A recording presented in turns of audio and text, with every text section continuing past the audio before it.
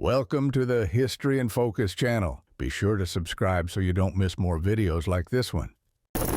Hollywood sold World War II as an epic of courage and sacrifice, but there was a side that no film ever dared to show: the punishments, institutionalized torture, executions for cowardice, soldiers forced to die by their own army, civilians humiliated in public squares.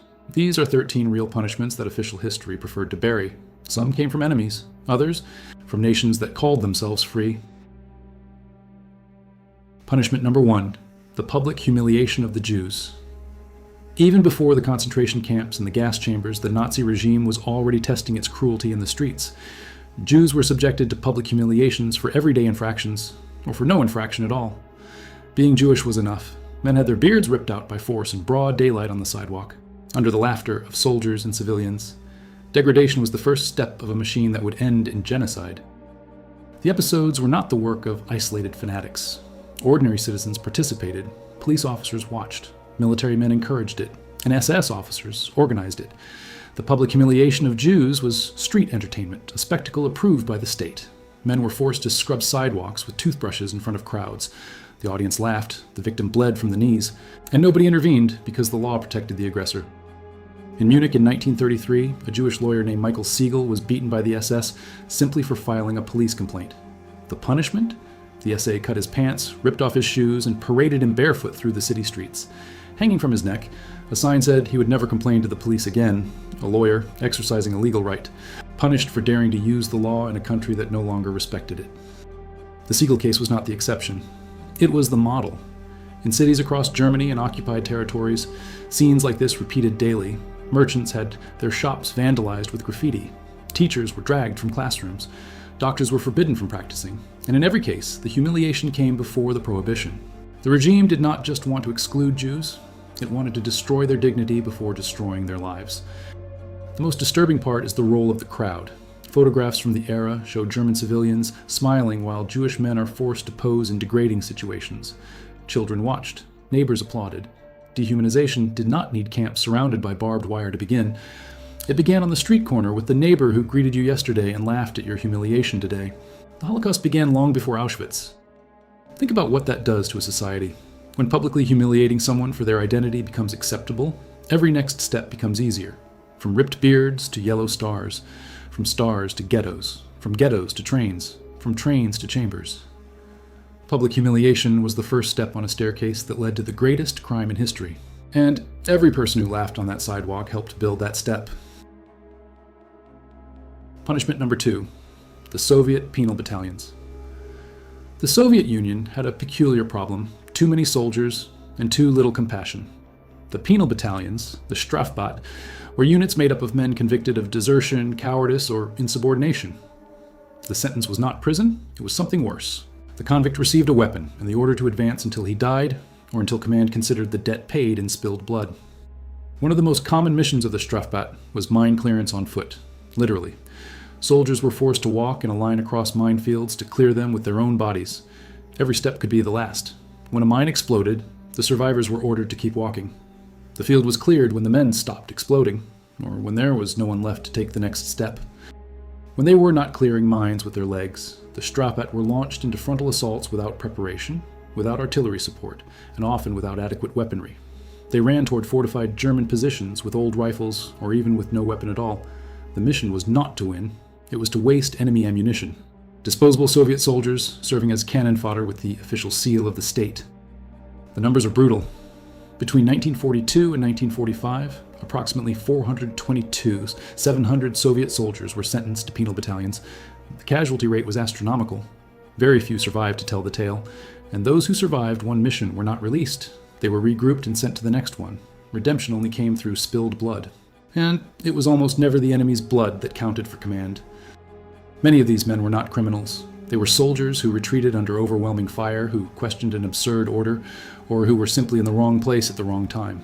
The Soviet machine needed bodies to feed the front lines, and the Strafbat were the perfect solution. Punish and kill at the same time, without wasting a single one of their own bullets. War economy taken to its most inhumane level. Dying while advancing was considered redemption. Retreating meant being shot by your own comrades.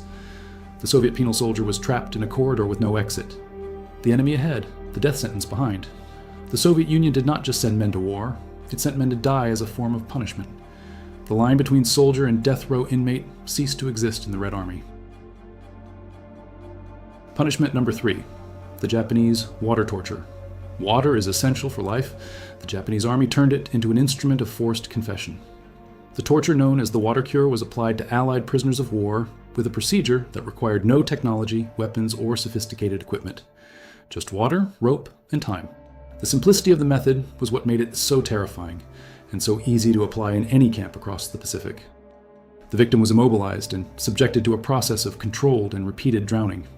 Water was the central instrument, forced into the body until the sensation of death became unbearable. The procedure was interrupted only to begin again, cycle after cycle, without any real break. The goal was not to kill immediately. It was to keep the victim on the threshold between life and death for as long as possible. Absolute control over suffering. The process was repeated until the victim confessed whatever the interrogators wanted to hear, or until the body simply could not take any more. There was no right answer. Confessing meant execution. Resisting meant more pain. The water cure did not seek the truth.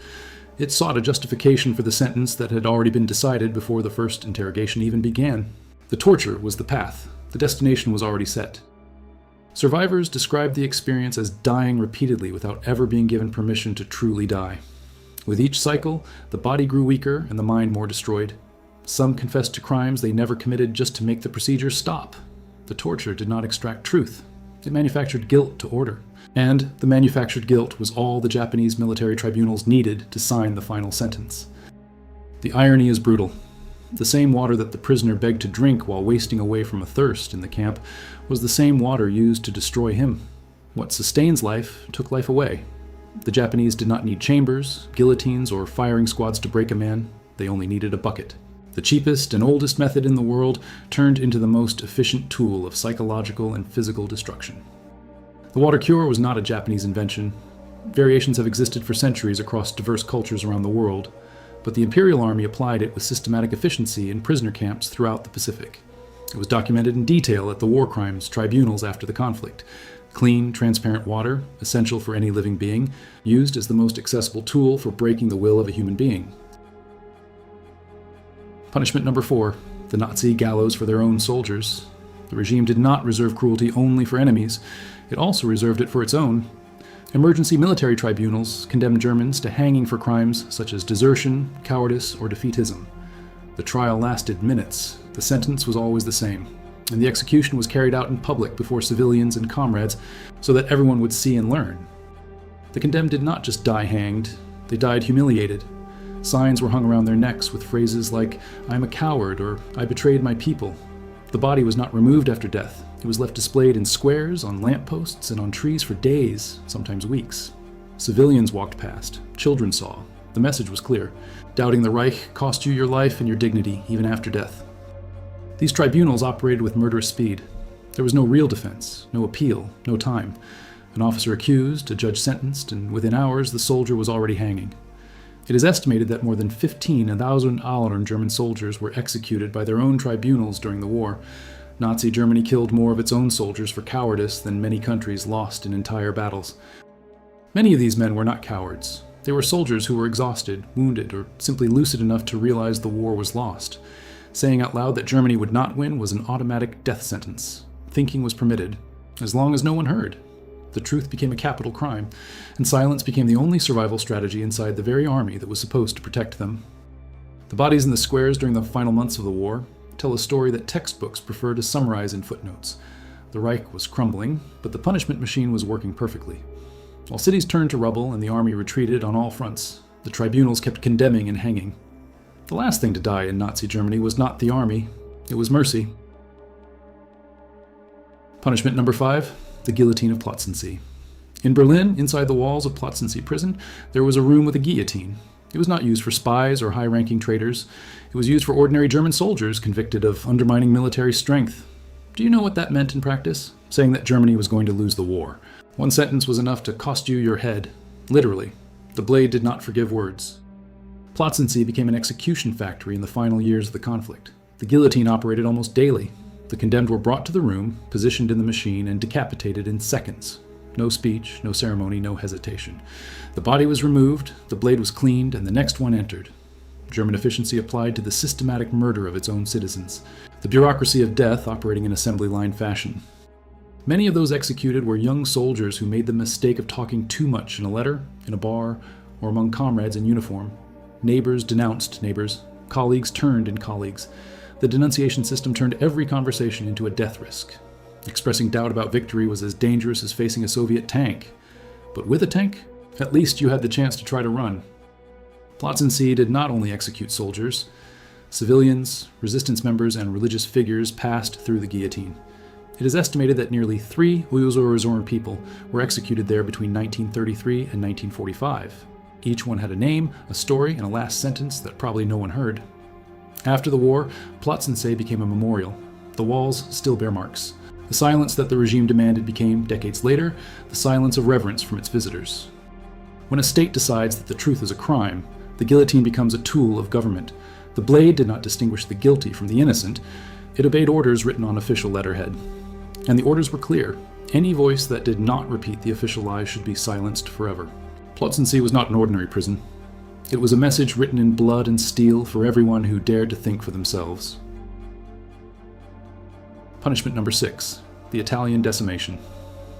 Decimation is a practice that dates back to ancient Rome, when legions that fled from battle were punished with the execution of 1 in every 10 soldiers chosen by drawing lots. Sounds like something from 2,000 years ago? The Italian army resurrected this method in World War II. When a unit failed and the guilty could not be identified, the drawing of lots decided who would live and who would die. The procedure was cold and mechanical. Soldiers formed a line in silence. Numbers were drawn. And for every 10 names, one was pulled out of formation and shot in front of his comrades. No trial, no defense, no chance of appeal. The soldier could have fought bravely, could have been the best in the unit. None of that mattered. The die fell and a man's fate was sealed by pure blind chance. The commander of the Italian Third Army left a recorded statement that summarizes the philosophy of this practice. Some, guilty or not, must be executed immediately. Let me read that. Guilty or not. The punishment did not require guilt. It required an example. The goal was not to deliver justice. It was to manufacture fear in the rest of the troops. And the fear worked. Soldiers who survived the drawing carried the terror of being next. A soldier's life had no individual value in this system. It was pure statistics. 1 in every 10 was an acceptable calculation to restore discipline. It did not matter who died. What mattered was how many watched death happen before their eyes. The firing squad did not aim at the guilty. It aimed at chance. And Chance wore a uniform and had a family waiting at home for a letter that would never come again. The irony is that decimation rarely improved troop performance. Terrorized soldiers do not fight better. They fight desperately, make more mistakes, and distrust their own commanders. The Italian army tried to use Roman fear to solve modern problems and discovered that murdering innocents does not create courage. It creates resentment. Rome invented decimation. Modern Italy proved it was still a terrible idea. Punishment number 7. The Soviet blocking detachments. If the Soviet penal battalions were the punishment for those who advanced too slowly, the blocking detachments were the punishment for those who tried to turn back. Positioned behind Soviet lines, these detachments had one single and brutal function: to shoot any Soviet soldier who retreated. The enemy was ahead, guaranteed death behind. The bullet did not wait and did not ask questions. Stalin's Order 227, known as "Not One Step Back," formalized this practice in July 1942. Blocking detachments were equipped with heavy machine guns and positioned at strategic points behind their own infantry. If a unit retreated under enemy fire, their own countrymen opened fire on them without hesitation. Soviet loyalty was measured in yards. Every step backward was considered treason. Imagine the situation. You are a Soviet soldier in a trench. Ahead, German tanks advance while firing. The comrade beside you falls dead. Artillery explodes everything around you. Instinct screams to run. But behind you, your own comrades aim heavy machine guns in your direction. If you advance, you might die. If you retreat, you will certainly die. The choice did not exist. It was only between 2 ways of dying. The blocking detachments were not an exception, nor the excess of some isolated commander. They were official state policy with a signed decree. Thousands of soldiers were killed or detained by their own forces. Many of those captured retreating were summarily executed or sent to the penal battalions, which was another death sentence. The system created a perfect cycle of punishment where every exit led to another punishment. Stalin did not trust his own soldiers. The blocking detachment was the silent confession of a regime that knew its men would not fight out of conviction. They would fight only out of fear. And the fear worked. The Red Army advanced upon Berlin not only through courage or patriotism, but because turning back was literally impossible. The Soviet victory was built upon the terror imposed on its own men. Punishment number 8. Horizontal collaboration in France. When France was liberated in 1944, the joy of victory was accompanied by a wave of revenge that no one likes to remember. Approximately 20 and French women were accused of horizontal collaboration, the crime of having had relationships with German soldiers during the occupation. The punishment did not come from courts. It came from the streets, and it was as brutal as anything the enemy had done. The ritual was public and methodical. The women had their heads shaved by force in front of crowds that applauded. They were partially stripped, covered in tar, and paraded through the streets like trophies of humiliation. The audience spat, kicked, threw stones, and beat them. Some were killed right there on the sidewalks of the newly won freedom. France celebrated liberation by destroying the most vulnerable women of its society. In Chartres, a woman had her forehead branded with a hot iron in the shape of a swastika while carrying her baby in her arms. Reread that. A hot iron, on the forehead, with a baby in her lap. The crowd watched and did not intervene. The baby was not German, it was French. The mother was not a soldier, she was a civilian. But none of that mattered to the mob that turned liberation into a license for brutality with no restraint whatsoever. The most revolting part is that many of the women punished were innocent. A single accusation from a neighbor, a rival, a vengeful ex-lover was enough. No trial, no evidence, no defense. The accusation was the sentence, and the sentence was immediate. Women who had worked as maids or translators during the occupation were treated as traitors. Some had not even had contact with Germans. The accusation was more powerful than the truth. The irony cuts deep. The men who shaved the heads of these women in public squares were, in many cases, the very same men who had collaborated with the Germans during the occupation, businessmen who profited from Nazi contracts, officials who obeyed Vichy orders without question. The punishment of horizontal collaboration was, in practice, guilty men punishing innocent women to divert attention from their own cowardice. Photographs from the era show women with shaved heads and empty eyes being pushed through streets packed with spectators. Children watched alongside their parents. The humiliation was a family spectacle. Decades later, French historians began to confront this chapter with honesty.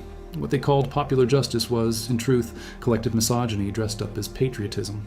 France punished the female body for the male sin of defeat.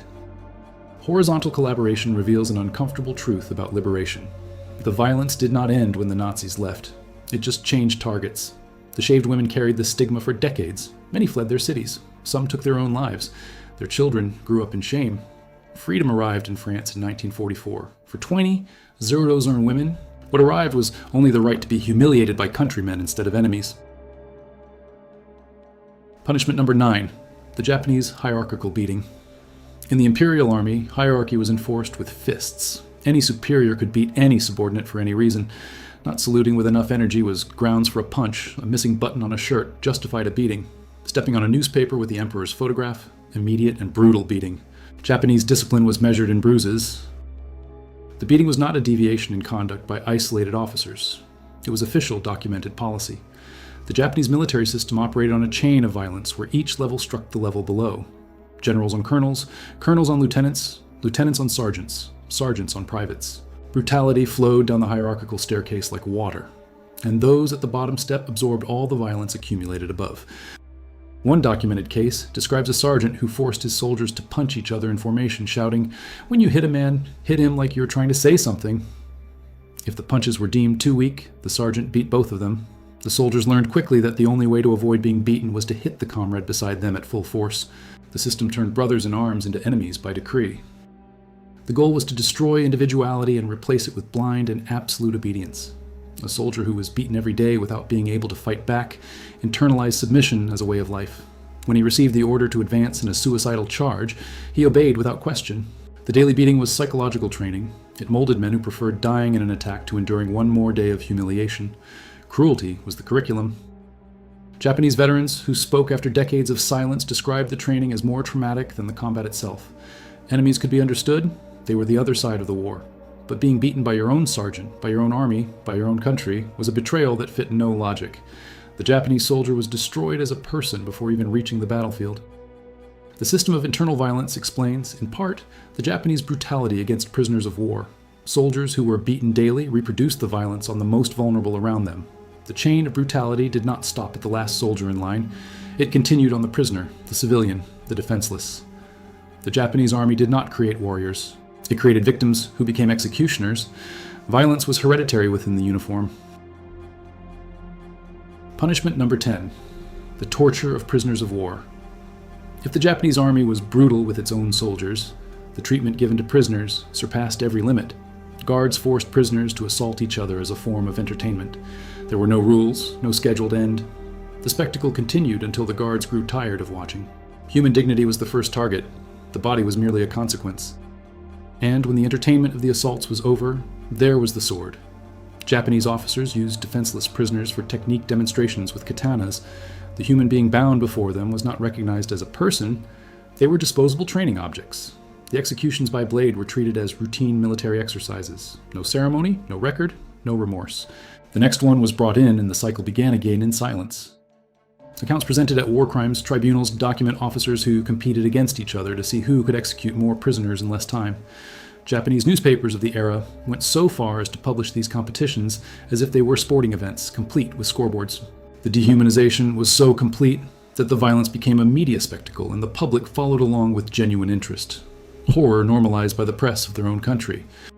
The forced assaults between prisoners served a calculated psychological purpose. By forcing two men to attack each other, the guards broke the solidarity among the prisoners.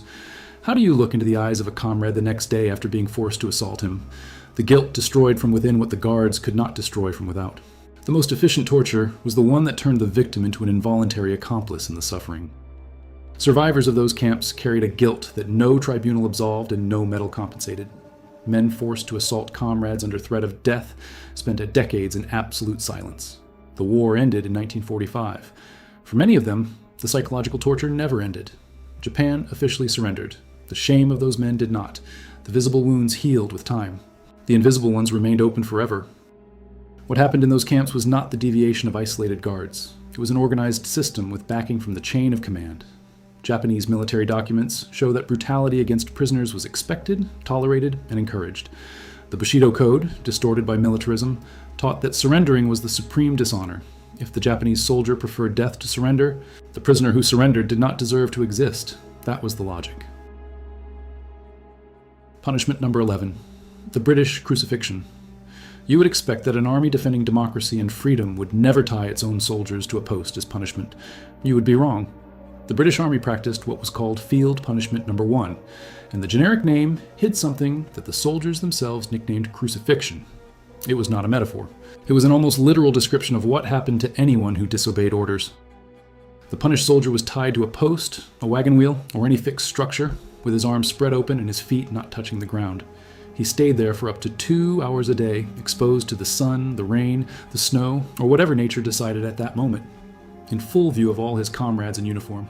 The punishment was designed to humiliate as much as to cause physical pain. The body suffered. The dignity suffered far more. The practice could last up to 28 consecutive days. 2 hours a day tied to a post, with the weight of the body pulling the arms, circulation cut off, and total exposure to the elements. By the end, soldiers had damaged joints, atrophied muscles, and marks that lasted for months. All of this applied by the army that claimed to fight for civilization against barbarism. The irony was as cruel as the ropes that bound them. The field punishment was applied for infractions that seem trivial today. Minor disobedience, being late to formation, drunkenness, or responding to an officer inappropriately. The soldier did not need to commit a serious act to end up on the post. It was enough to annoy the wrong superior. And the punishment was public by design. The goal was that every comrade who walked by would see the man tied up and think twice before disobeying any order. British soldiers hated the field punishment with an intensity that rivaled their hatred for the enemy. Letters home described the practice as inhumane and shameful. The method was officially abolished in 1923, but accounts suggest that variations persisted during World War II in various theaters of operation. The British crucifixion is the clearest example that the line between allies and enemies blurred when it came to punishment. Nazis hanged in public squares. Soviets shot anyone who retreated. Japanese beat soldiers into total submission. The French shaved women's heads in the streets, and the British tied their own men to posts like crucifixes in the middle of the field. The methods varied according to the flag that was raised. The message was absolutely identical in all of them. Your body belongs to the army, not to you. War erased the humanity of every side.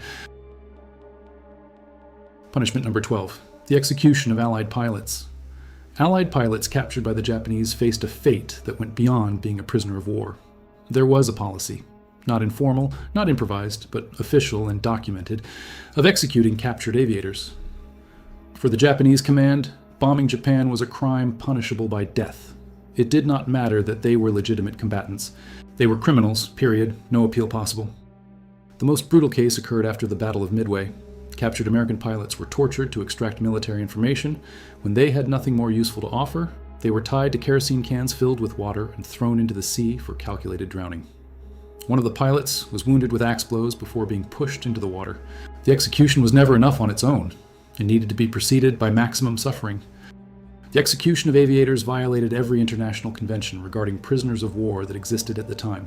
Japan had signed the Geneva Convention, but chose to ignore it when it suited command. The argument was that bombing Japanese cities constituted a crime against civilians. Therefore, the pilots did not deserve any legal protection. International law existed on paper, but it only applied when it served Japan's interests.